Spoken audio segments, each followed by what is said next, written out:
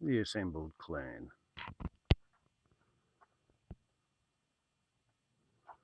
Princess. Princess's daughter. Princess's sister.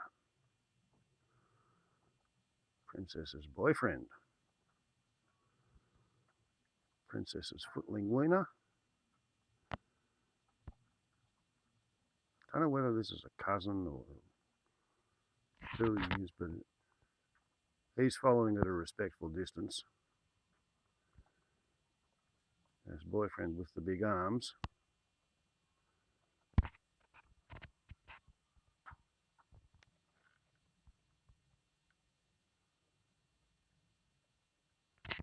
Makes his amorous advances.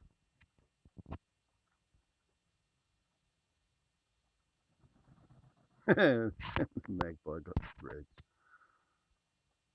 I'll just grab some more bread. There you go. That's so cool. You don't eat from my hand. And you don't eat from my hand. What's that you say?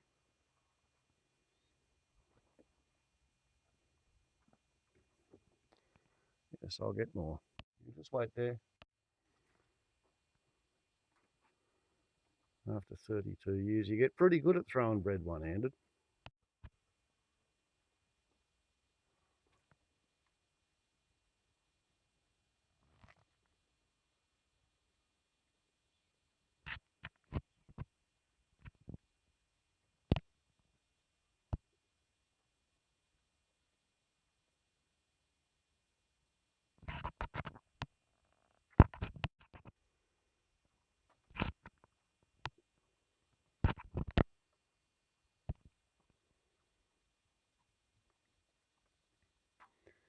He's very young to have to go through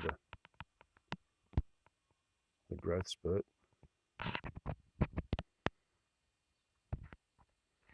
Young male adolescent.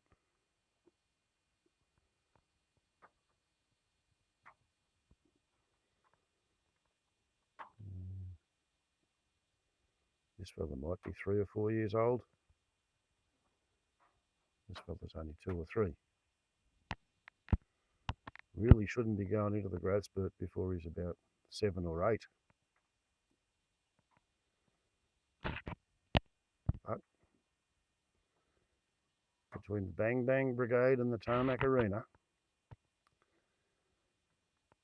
it's the males who suffer the most and the alpha males who suffer the worst, because they have to travel across country to visit all of the does, led by the smell of the pheromones.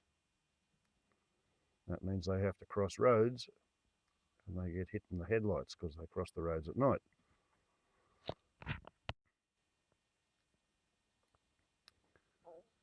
Now it means that they're out crossing many more paddocks with many more four-wheel drives, with many more shooters, with many more spotlights than the females and the juveniles, who basically get to hang out in sheltered spots, and they only come out to graze at night. So yeah,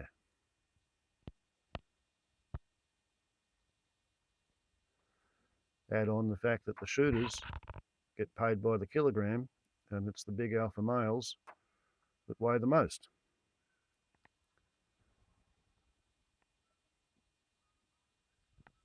That's the ones who are shooting for dog meat.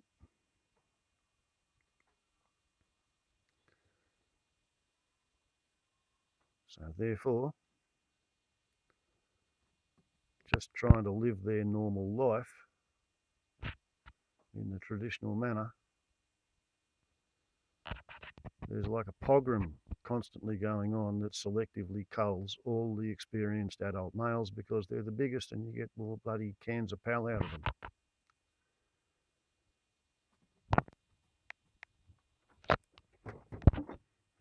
Finally, he decided to chase that young fella away. Didn't you? Eh?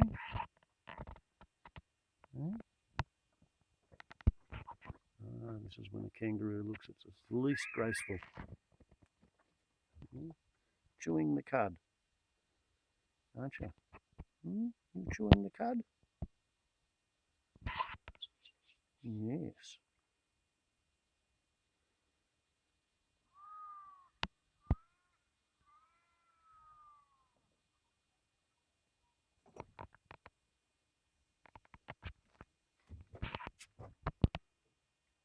Would you all like some biscuits now? Would you like some biscuits to get the bread dough off the back of your teeth? You want some bickies? How about you, Sissy? Sissy, want a bicky? Princess? Do you want a bicky? How's that for body language?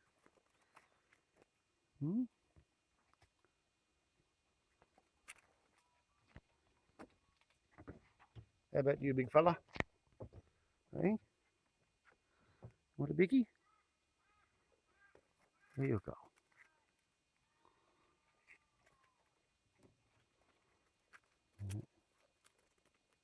He's a bit new at this game.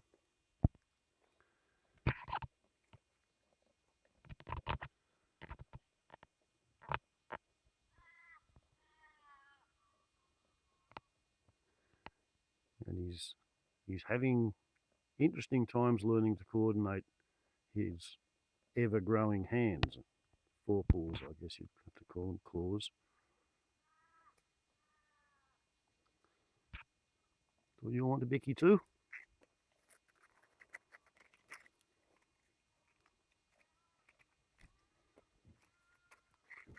Yes, you're going to have a go. How about you?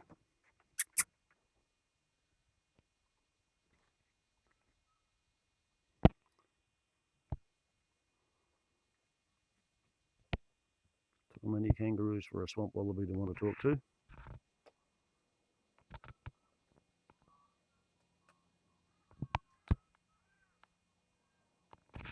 Yes, look, see, you can look at everybody else eats these biscuity things.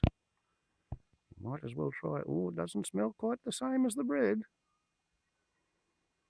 See, this is somebody who grew up somewhere else and he's been hopping across the landscape and he's found this little, ooh, no, you don't want to play with that. Truly, they're glue traps for rats. Instead of eating the biscuit at his feet, he's going to go chasing a swamp wallaby. He's not real bright, that boy. Oh, hang on. No, he didn't find the biscuit there. There you go. Can you find it? It's between your feet. Go and sniff. That's it, sniff. No, you're not real bright either. What about you? What about you?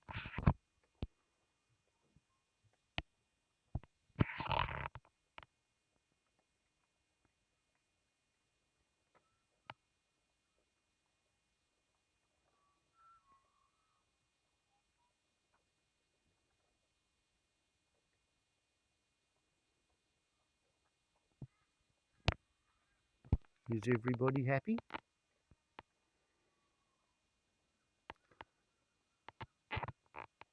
You can't do this on public land because you have to be able to recognise them and know how much you've given each individual animal. Otherwise, they get too fat. They have to understand that this is treat food.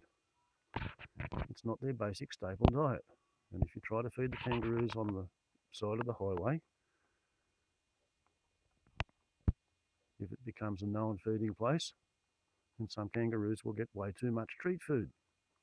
If you keep a kangaroo in your backyard, it will eat all the grass. And when you run out of grass, if you try to feed it nothing but bread, the bread will get packed onto the back of their teeth and they'll get abscesses, and the abscess will give them septicemia and then they'll die. And that's how kangaroos, quote, are killed, by eating bread. They're killed by people who try to feed them nothing but bread. But as a treat food, yeah, they like it. As you see with Princess of the Black Spot, now being followed by the juvenile male who's managed to get between big fella and princess.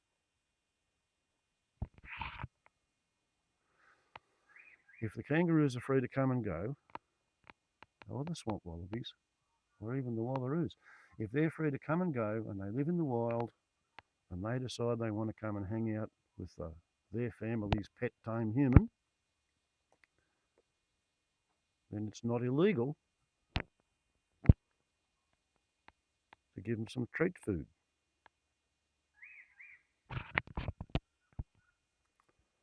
And they have a very low tolerance of bullshit coming from humans. One of my conceits is that my bullshit content hovers around 5%. I have measured it to be as low as 1.38%, and it has been measured as high as 9.3%. But it sort of hovers at the 5%, and that's low enough for kangaroos and swamp wallabies to consider me to be harmless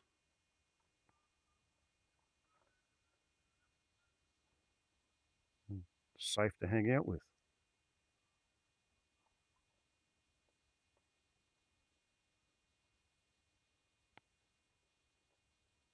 And I like that because they were here when I came here. They don't go very far on their holidays.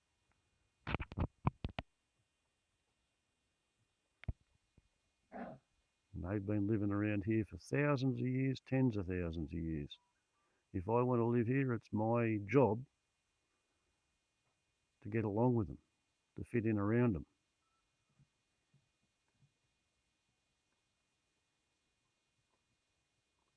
This is pretty much play fighting. You want to see serious marsupial combat, look in the swamp wallaby videos for the great Wallaby battle.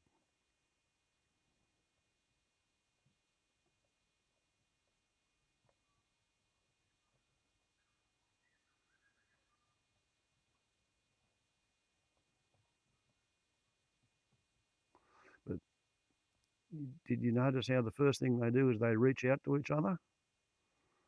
That's how people who are trying to feed kangaroos that they don't know and understand often get themselves beaten up because they reach out to the kangaroo to pat them. And the kangaroo interprets you reaching out. See, reach out, reach out, reach out, try and grapple, grapple and kick, grapple and bite. So you reach out to the kangaroo or to the swamp wallaby, you'll never get close enough to a wallaroo, but you reach out to them, they think you're challenging them to a fight. See, body language 101. Do not challenge the kangaroo to a fight. Isn't that right?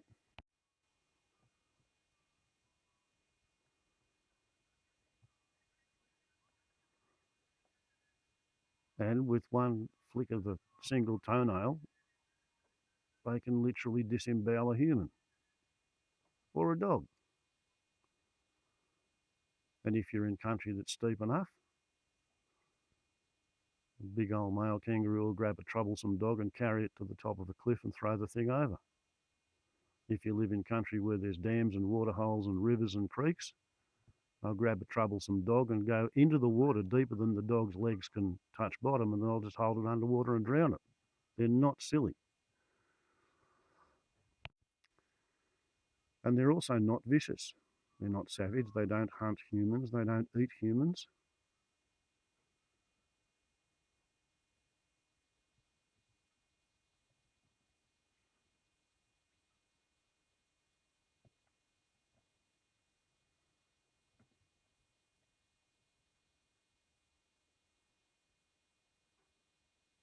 I think the other way to make a kangaroo dangerous is to raise it from joeyhood, petting it, patting it, touching it, cuddling it, making it think that it's the same species. And then when they get to be a grown-up, particularly the boys when they hit their growth spurt, because they've always been able to touch and be touched by humans, then they start treating the human the same way they treat members of their own species. If they thought I was a kangaroo, they'd treat me like this when we have a disagreement. When I tell them that they've had enough bread, for example. And it only gets kind of tricky when you're doing what we're doing here. Two male kangaroos who did not grow up in the clearing and who do not know the rules are having to slowly learn the rules by watching other kangaroos and by me behaving myself, never trying to reach out to them, never walking directly towards them, always letting it be seen that I am not a threat, allowing them to approach me.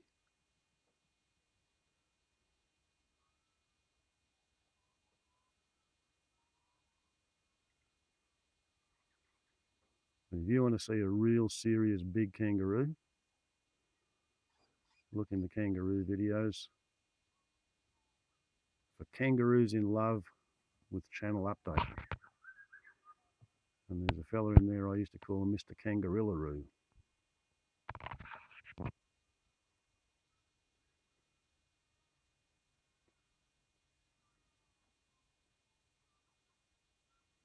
Just stopped to have a scratch.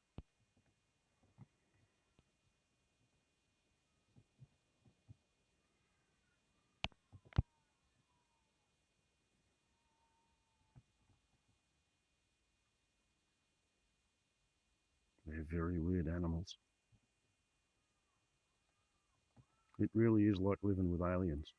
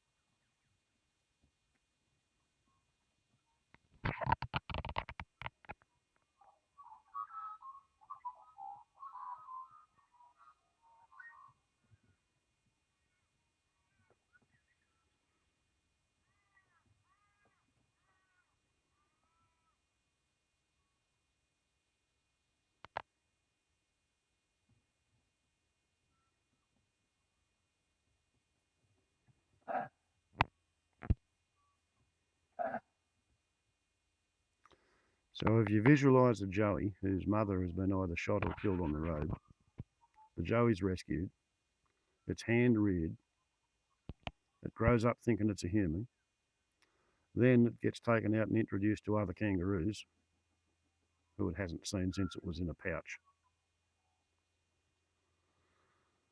And then it gets gradually set out on a sheltered property to run with the other kangaroos, and they try to do their best to teach it how to live like a kangaroo. And then it gets released into the wild, and then they see what humans do to kangaroos, either on the tarmac arena or in the killing lights at night. And then very, very, very rarely and very, very, very occasionally, a quote, wild kangaroo, unquote, comes in from the forest to the suburbs and finds a human and beats the shit out of them.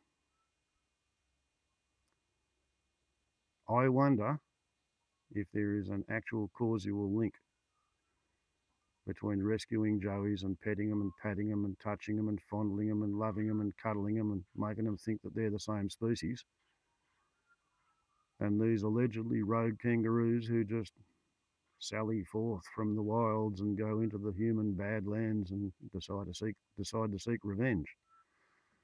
Absolute speculation on my part, unless you were to find a rescued joey that had been microchipped, let loose into the wild, and then find it in the middle of a suburban house, beaten up the city's end. You wouldn't have any evidence at all. But to my way of thinking, based on 32 years of observation and living with the kangaroos, it doesn't hurt the kangaroos to let them have a little bit of bread and a little bit of biscuits. They certainly like having clean water in the dishes. And as long as you don't directly approach a strange kangaroo, because let's face it, the ones whose grandmothers were hand-fed by me, they don't get freaked out when I walk in their direction. But I still don't touch swamp wallabies or kangaroos, even if I did know their grandmother. I learnt very early on that if you reach out and try and pat a swamp wallaby on the head, they jump up and they back off and they hop away and they won't talk to you for a week because they're just so terribly offended at the breach of the interspecies taboo against touching.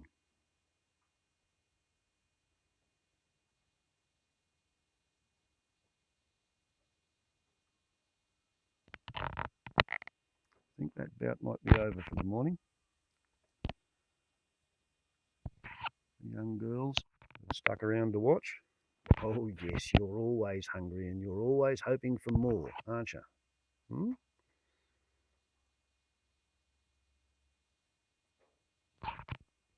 Please, Mr. Man, can I have some more? Please, Mr. Man, can I have some more? Can I have another bicky? Oh, I don't want to take a bicky out of your hand.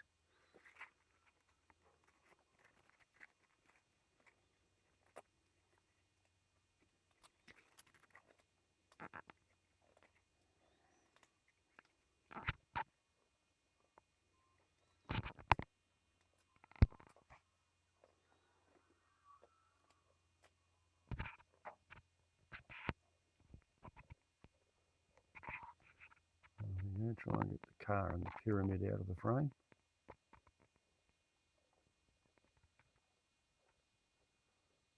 They do blend in, you know, grey-brown with green and with sawdust. Remarkably well camouflaged for the forest. And the swamp wallabies, oh, they just sneak up on you. You never know when they're coming. They sort of appear at your side.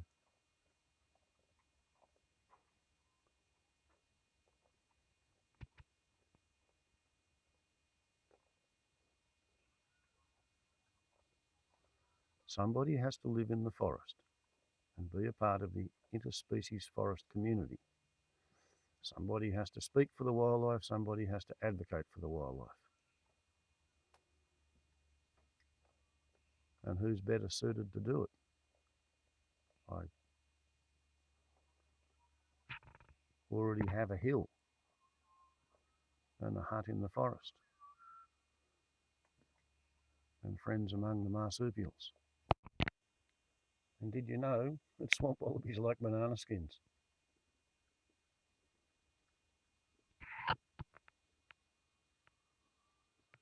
Apparently there's about as much potassium in the skin as there is in the fruit itself. And this young kangaroo is avidly studying humans. They've had their morning calisthenics.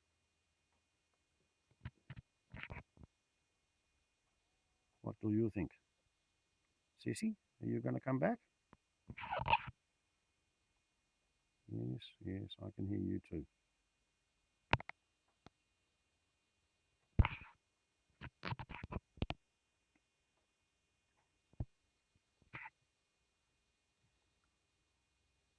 Oh, found a bicky.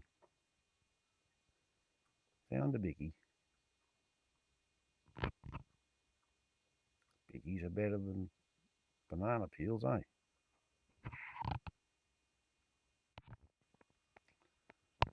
Charlie Currawong.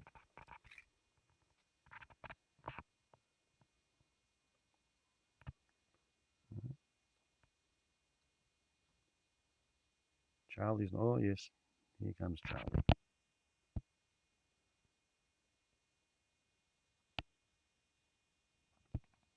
Gotcha. That's it. Now we're going to beat it to death on a big sheet of tin. Well, Sissy gets a bicky. And the boys go back to boxing.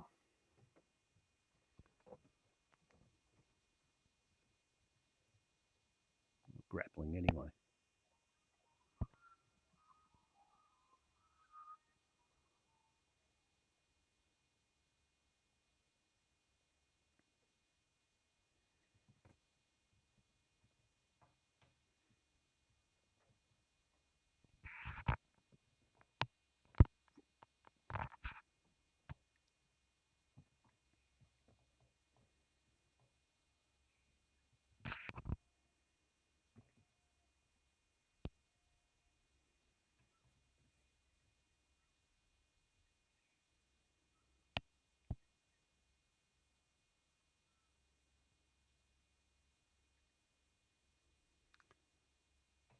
And because I've been here for 32 years, I've become a factor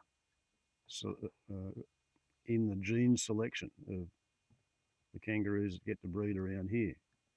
Because the does that have grown up here, they insist on bringing all their boyfriends to my place for breakfast feedings. And if there's a alpha male kangaroo who won't come within 100 yards of my place, he does not get to make a joey.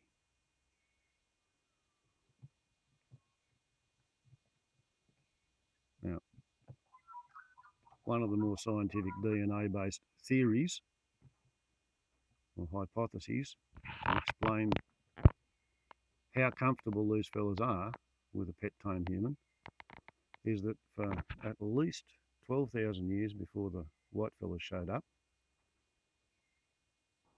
everybody in Australia had a religion wherein every individual had a totemic animal species. And nobody ever hunted or ate their totemic species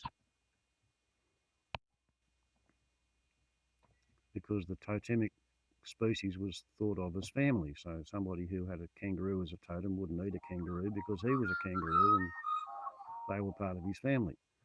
Instead, they'd study them and learn all about them and learn to interpret their behaviour and learn to communicate with them.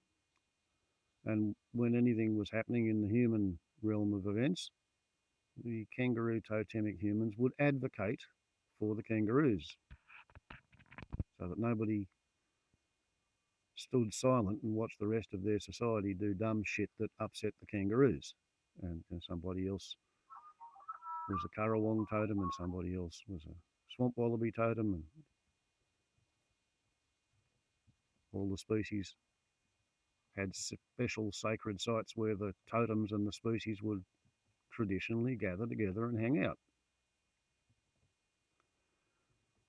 And around here, 150 years is not enough to wipe out the epigenetically fine-tuned and genetically selected DNA necessary to make kangaroos and swamp wallabies who understand that most humans are deadly dangerous and you should run away from them, but you don't have to run far enough that you can't see them at all.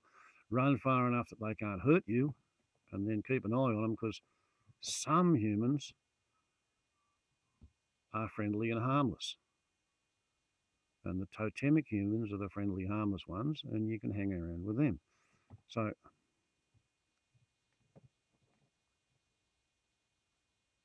12,000 years of totemic human religion means that the kangaroos and the swamp wallabies expect some humans to be harmless. So they'll hang around and talk to me. And for 18 years, the kangaroos watched the swamp wallabies eat out of my hand, presumably because they might have thought I was a swamp wallaby totemic. And for 12 years, the kangaroos have been eating my bread ever since the first kangaroo to be a joey in the pouch while I healed a cut foot on its mother started eating bread. From when it was in a pouch, it imprinted on me as being a friendly, harmless, helpful human.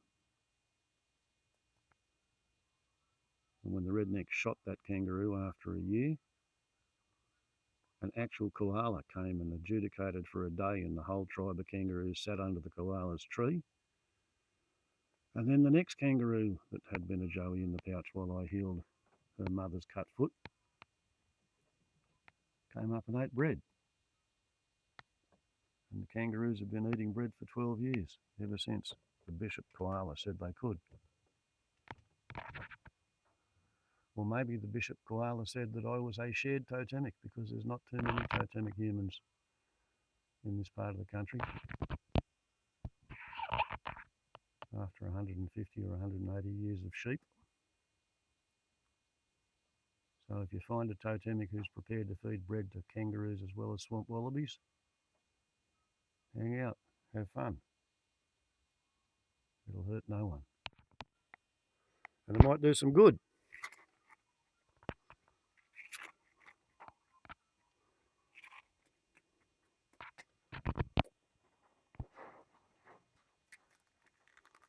It might do some good. If the wildlife understands that not all humans are scumbags and arseholes and randomly murderous dickheads who shoot at them just for existing and insist on driving at the speed limit at night with really super powerful lights. And of course, a kangaroo or a swamp wallaby or even deer, their eyes are not designed for nighttime. They're only out there grazing and moving around at night because there are guns during the daytime. And when they hear the noise of the approaching tyres, it frightens them. And their first reflexive defence against something frightening is to freeze, so they stand absolutely stock still. And the noise gets louder and louder and louder with the Doppler effect. And the headlights blind them. The only place they can see anything at all whatsoever is in the cone of the lights.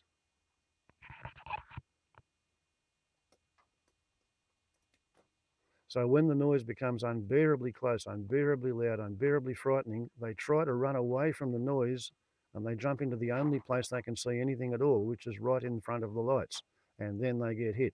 It's why so many people complain about, oh, I saw this kangaroo and I was riding along and it was staying on the side of the road, so I didn't need to slow down. And then bugger me, as soon as I got right up close to it, too close to do anything, then it jumped right in front of me.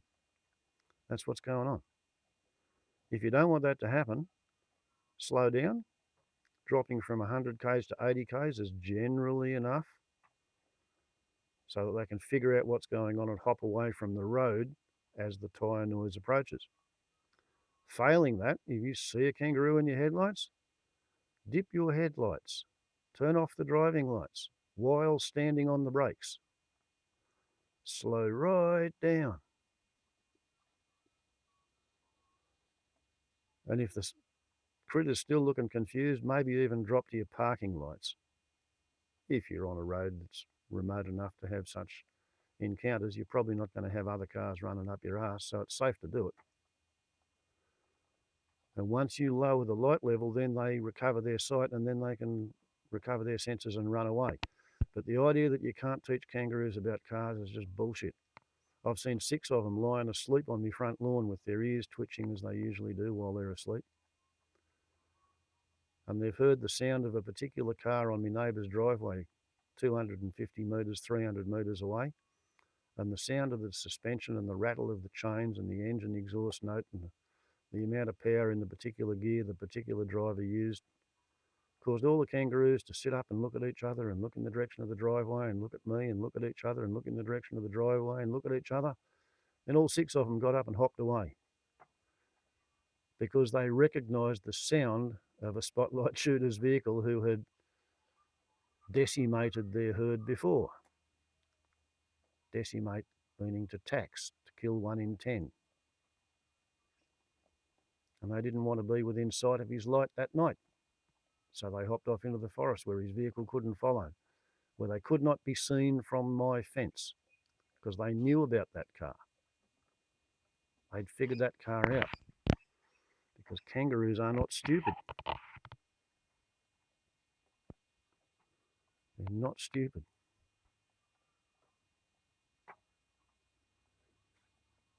They're great, big, powerful, friendly, harmless critters, as long as you don't do anything silly to them. As long as you don't set them off by walking over and reaching out to them thinking that they're going to hold still for you to scratch their ears. They bloody won't. They'll put you in hospital with a brand new colostomy.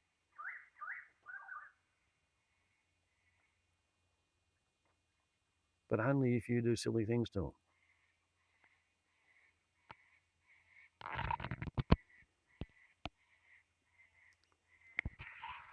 Isn't that right, Big Arms? Hey?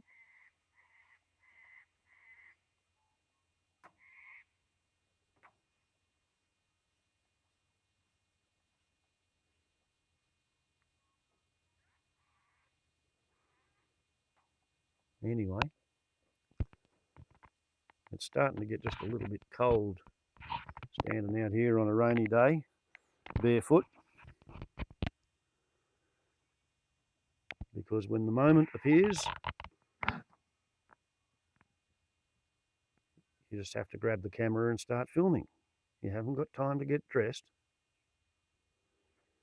You haven't got time to wash your face or do your hair. You've got to live in the moment.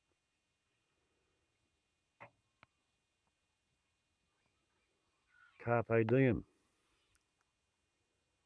Because it all goes away. Everything changes. The tableau rearranges itself. So it does. Those little gems of alleged wisdom warbles on a lot to YouTube. Ciao. Have a good one.